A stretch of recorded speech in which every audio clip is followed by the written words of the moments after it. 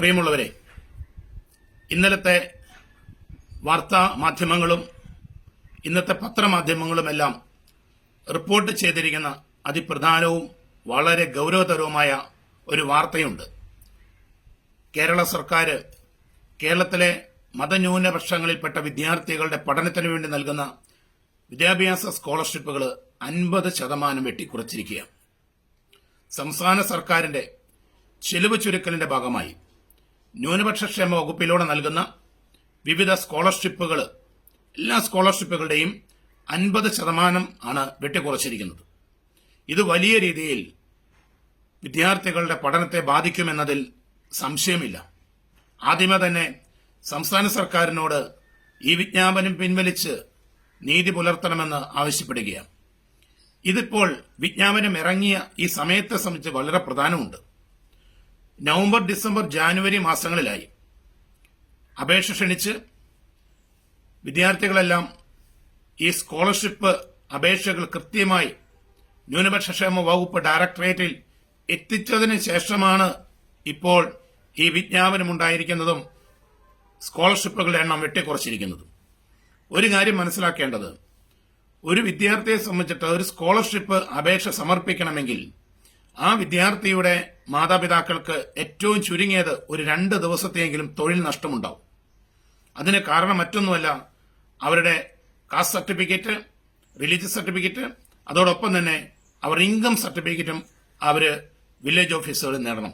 അക്ഷയ മുഖേന അപേക്ഷിച്ച് വില്ലേജ് ഓഫീസുകളിൽ നിന്ന് ഈ സർട്ടിഫിക്കറ്റുകളൊക്കെ വാങ്ങി അതിനുശേഷം ഇത് ഓൺലൈനായിട്ട് അപ്ലോഡ് ചെയ്ത് ആ ഓൺലൈനായിട്ട് അപ്ലോഡ് ചെയ്തതിന്റെ പ്രിന്റ് ഔട്ടും ഡീറ്റെയിൽസും എല്ലാം സ്ഥാപന അധികാരികളുടെ മുമ്പിൽ സമർപ്പിച്ച് സ്ഥാപന അധികാരികളത് ഓൺലൈനായിട്ടും ഡോക്യുമെന്റും എല്ലാം വെരിഫൈ ചെയ്ത് അപ്രൂവൽ നൽകി.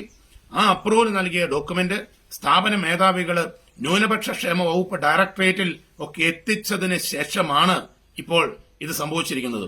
ഇത് ചെറിയൊരു കാര്യമല്ല. ഒത്തിരിയേറെ കഷ്ടപ്പാടുകൾ ഒരു സ്കോളർഷിപ്പിന്റെ പുറകിലുണ്ട്. ഈ സ്കോളർഷിപ്പിന്റെ പുറകിൽ അധ്വാനിച്ച സകലമാന വിദ്യാർത്ഥികളെയും അവരുടെ മാതാപിതാക്കളെയും ഇതിനുവേണ്ടി കഷ്ടപ്പെട്ട ഈ സ്ഥാപന മേധാവികളെയും സ്ഥാപനങ്ങളെയും എല്ലാം പരസ്യമായി നിന്ദിക്കുകയാണ് സംസ്ഥാന സർക്കാർ ഈ പ്രവൃത്തിയിലൂടെ ചെയ്തിരിക്കുന്നത്. എന്തിന്റെ പേരിലാണെങ്കിലും ഹീനം എന്ന വാക്കല്ലാതെ നമുക്ക് വേറൊന്നും പറയാൻ വേണ്ടി പറ്റിയല്ല. മുഖ്യമന്ത്രിയുടെ വീട്ടിൽ തൊഴുത്തുണ്ടാക്കാൻ കോടികൾ മുടക്കാം. ഇവിടെ കേരള യാത്രകൾ നടത്താൻ കോടിക്കണക്കിന് രൂപ ചെലവഴിക്കാം.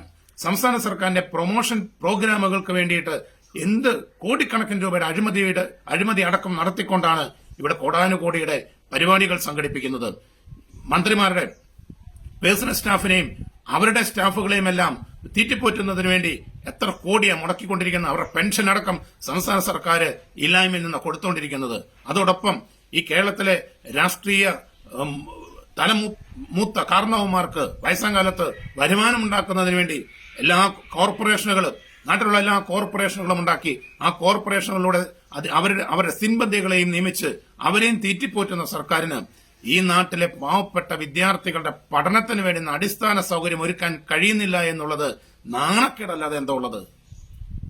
ഇത്രമാത്രം പ്രതിസന്ധികളിലൂടെ കടന്നു പോകുമ്പോഴും ഇവിടെ ഒന്നിനും കുറവില്ല. ഇവിടെ അഴിമതിക്ക് കുറവില്ല, കൈയിട്ട് വരലിന് കുറവില്ല, പിടിച്ചുപറിക്ക് കുറവില്ല. മക്കൾക്ക് വിദ്യാഭ്യാസത്തിന് പണം കൊടുക്കുന്നതിന് സംസ്ഥാന സർക്കാരിനില്ല പോലും. നാണമില്ലേ സർക്കാരെ? ഈ നീക്കത്തെ നിങ്ങൾ പിൻവലിയണം. എത്രയോ കുഞ്ഞുങ്ങളെ ഭാവിയെ ബാധിക്കുന്ന കേസ്. പ്രത്യേകിച്ചും ഡിഗ്രി, PG സ്റ്റുഡൻസ് ഒക്കെ ആദ്യത്തെ വർഷം കിട്ടിയ തുക രണ്ടാമത് കിട്ടുമെന്ന് പ്രതീക്ഷിച്ചിരിക്കുക. ഹോസ്റ്റൽ സ്റ്റാഫിന് വേണ്ട കുട്ടികൾ അത് പ്രതീക്ഷിച്ചിരിക്കുമ്പോഴാണ് അത് 50% കണ്ട് വെട്ടിച്ചുരുക്കി എന്ന് പറയുമ്പോൾ ഒന്ന് ആലോചിച്ച് നോക്കുക. എണ്ണം പോലും കുറച്ചു. എണ്ണം പോലും കുറയപ്പെട്ട് കഴിഞ്ഞു.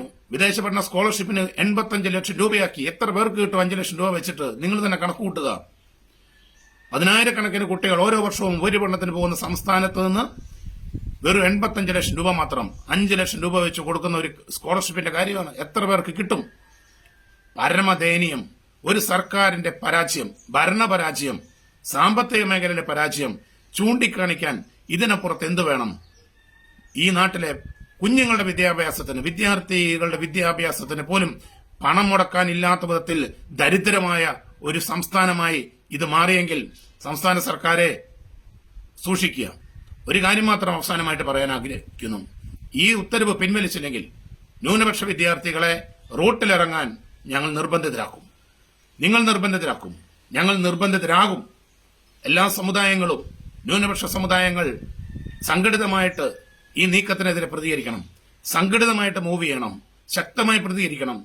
അല്ലെങ്കിൽ ഭാവിയിൽ ഇത്തരത്തിലുള്ള മറ്റ് ആനുകൂല്യങ്ങളുടെ മേലെയെല്ലാം കത്തിവയ്ക്കപ്പെടാം. ഇതൊരു സൂചനയാണ്.